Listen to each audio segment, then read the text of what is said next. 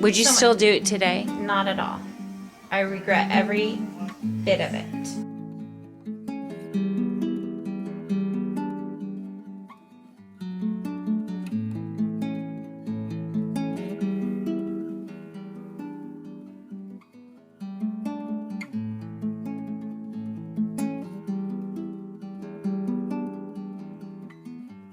So, what led to your decision to have surgery? Okay.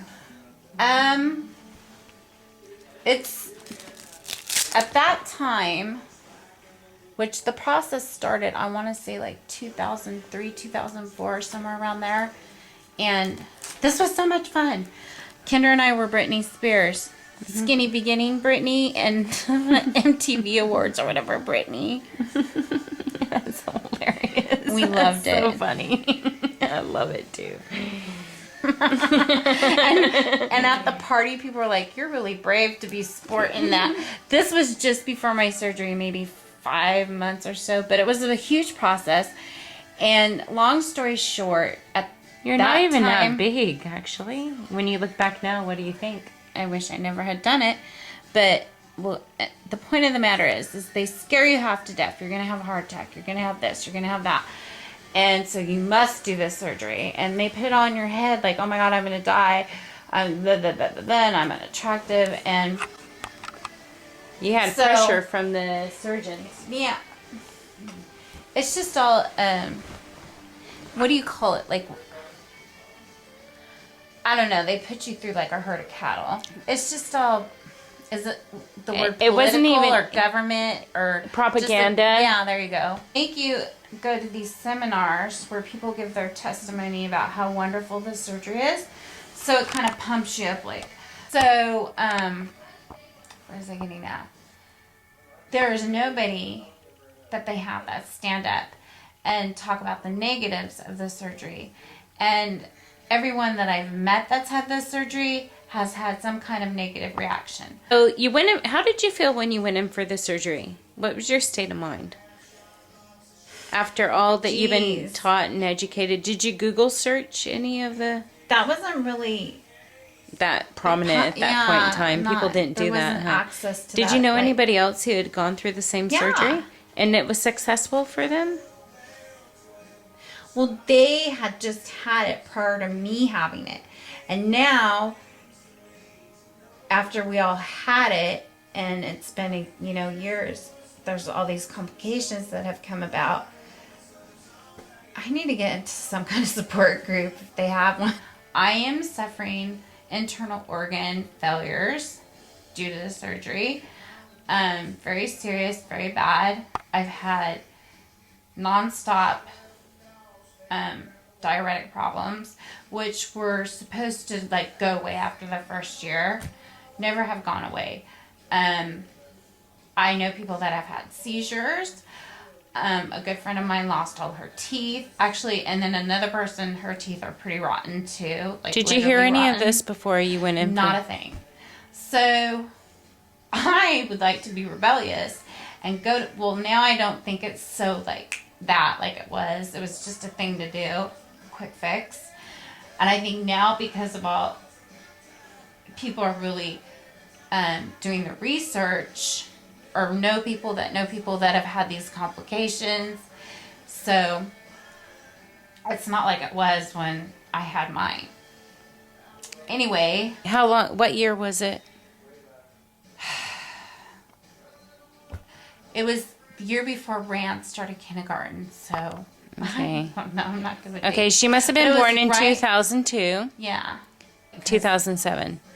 So I had it 2006, and it was right after New Year's. I thought, oh, yay, way to start off the new year. I'm going to be skinny. Cured. But I remember coming home from Australia, and all you did was lay in bed and could throw up, like... Yeah, that's pretty much still how it is. Yep. Yeah. So you went in for the surgery. How were you feeling when you went in for the surgery? Secure about it? Actually, from what people have told me, that it literally just screwed me up in the head, the body, everything. My husband hates it as much as I did that I had it, because he said, even though I was like, not even 100 pounds overweight. I went from, my highest weight was 265, and that was high enough to be scary and have to have the surgery, blah, blah, blah. And I went from that down to 150. You were worried about your liver or something at that point in time? So what was your state of mind when you went into surgery? I can't really remember. You don't? Okay. I just remember when they were wheeling me off to do it, I was crying hysterically. You weren't sure about it? And yeah. Oh, you had second thoughts. I was scared. Really? And would you still do it today? Not at all. I regret every bit of it. Why? Just the health hazards, primarily. And it just, excuse my language, really fucked with my head more than I already was. So psychologically and physically abusive absolutely. Experience. And do you look at yourself now in pictures and think you were more beautiful then? It has nothing to do with beauty. Yeah, I really? don't think. What does it have to do with then? Self-esteem. And all around, not just beauty, just was it peer pressure or magazines, media? I think it was just more pressure on myself. And that might have come from past things, but I've always had image disorders, I guess you would call it. And either way, fat or skinny, I have never been satisfied with myself. But you know what? Russ has been satisfied with you, huh? I know. So what happened afterwards? Your stomach became the size of a finger. No, I don't like that big around. What? I'm sorry. My stomach. Your was stomach? really that big around. What they do, if I can explain this correctly, is they disconnect your stomach and hook up your intestines. So you don't have a stomach anymore. Well, you have it, but it is not used. And that's the gist of it.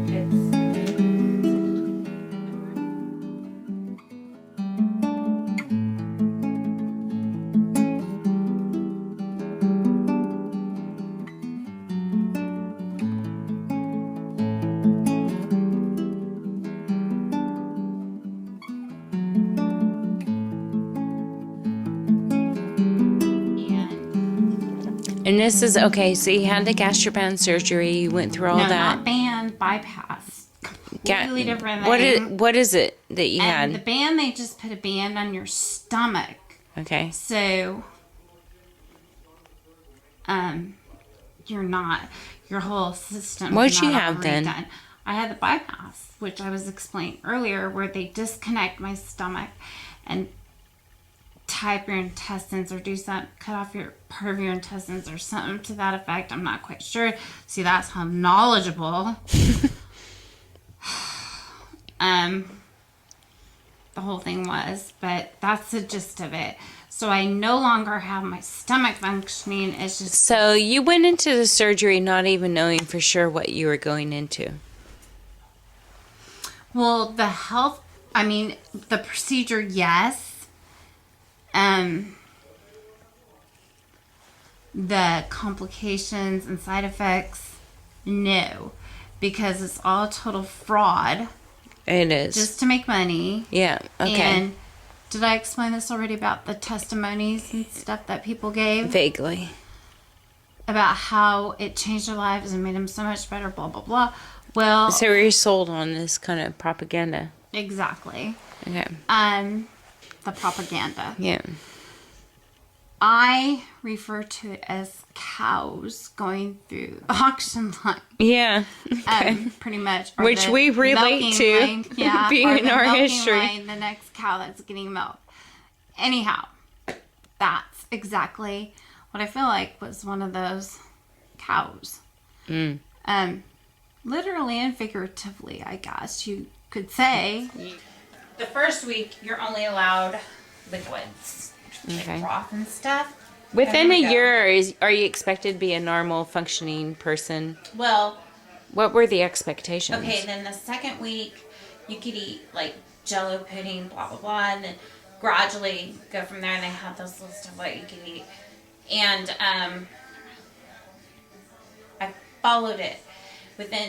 By the time I could eat food, which was maybe 3 weeks later, soft foods, I was puking profusely.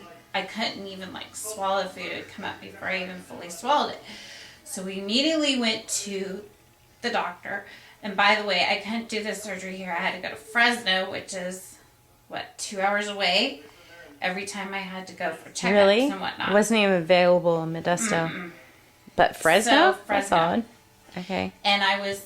Did your insurance pay for it? Is that yes. what... And I had one of the top of the line surgeons from the U.S.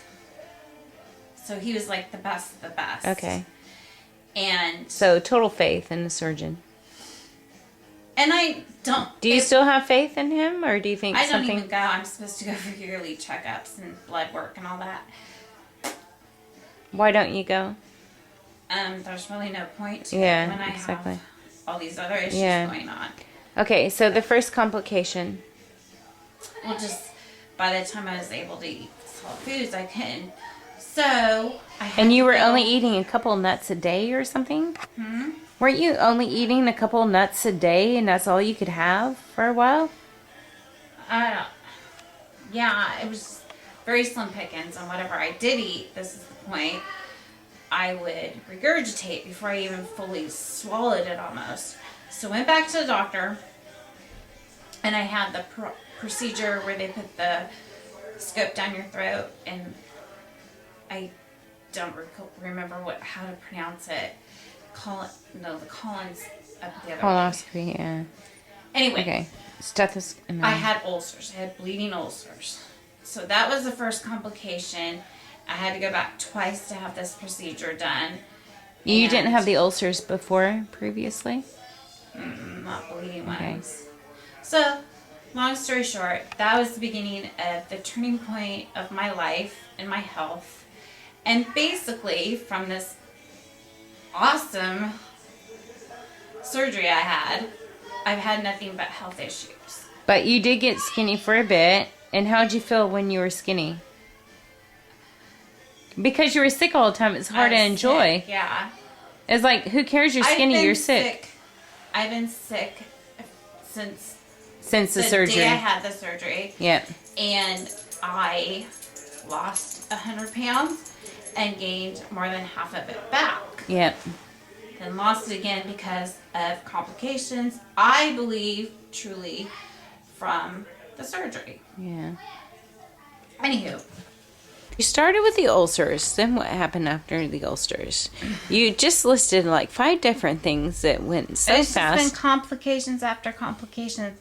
I really can't recollect them all in order, but yeah, the ulcers and the liver and I don't know. It's been years of complications. I'd say IBS has been the consistency in my liver. So those are the 2 things I've dealt with since 2 weeks after having the surgery. What do you have to do with when you deal with it? What does it mean, dealing with it? Everything, all my bodily functions are just so... Every day, walking around? Every day, yes.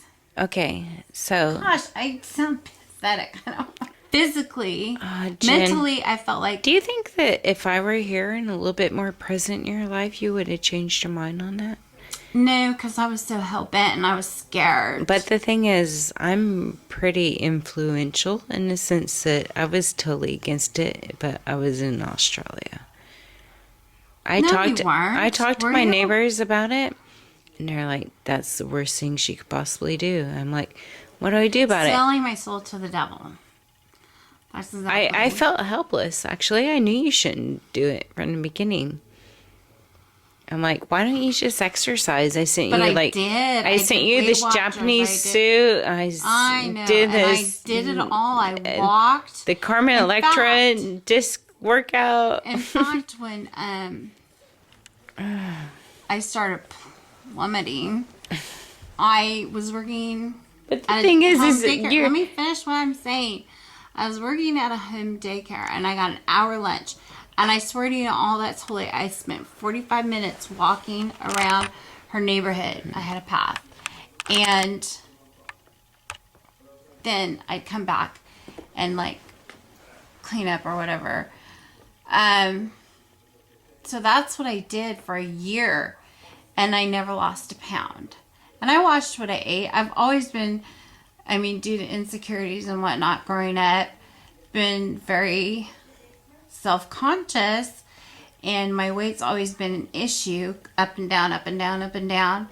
And sometimes I think I gain weight because either I just got comfortable and I'm like, this is who I am, and love myself. And then I go through something traumatic like a divorce or whatever, and nerves for one thing or another, and I can't eat. I literally physically can't eat. It's not just my mind, it's both. But anywho, weight issues.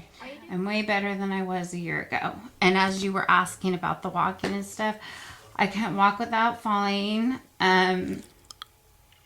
This was, I was so weak. When was this? It's been maybe a couple months, more than a year. It's like after what happened? I don't know. I just got really stressed out because we were looking for houses and going through all this, and I progressively got more unhealthy as time went by, and the past year has been a living hell. And what did we say, like 8 years later? I don't know. It's been like at least 8 years, I'm thinking. Guesstimating. I've had nothing but health issues. It's been very critical the last year with organ failure and psychological dysfunction, or I know people care and love me and want the best for me, but I've been through so much, and I've been asked so many questions, and I've been made so many comments too, that I'm just quite frankly sick and tired of talking about it. I appreciate people saying, how are you doing? And I say good, fine, okay, or great. I don't ever use I'm feeling like shit today, even if I do. I just try to be brave as I can be and strong as I can be and have faith, and it's all going to be fine. Honestly, feel that. So it's ridiculous, and if I knew, I feel like I signed to deal with the devil, quite honestly. Yeah. And my husband says the same thing. You signed to deal with the devil with this. And you know you'll what? come out on top. Lesson learned, obviously. And it's a lifetime lesson I'm going to have to live with, like someone who committed murder and has to face the death penalty. My death penalty is going to be failure of organs. I'm very optimistic. I have excellent health care. I am on top of it, and I'm going to beat it. Would you still do it today? Not at all. I regret every bit of it. Why?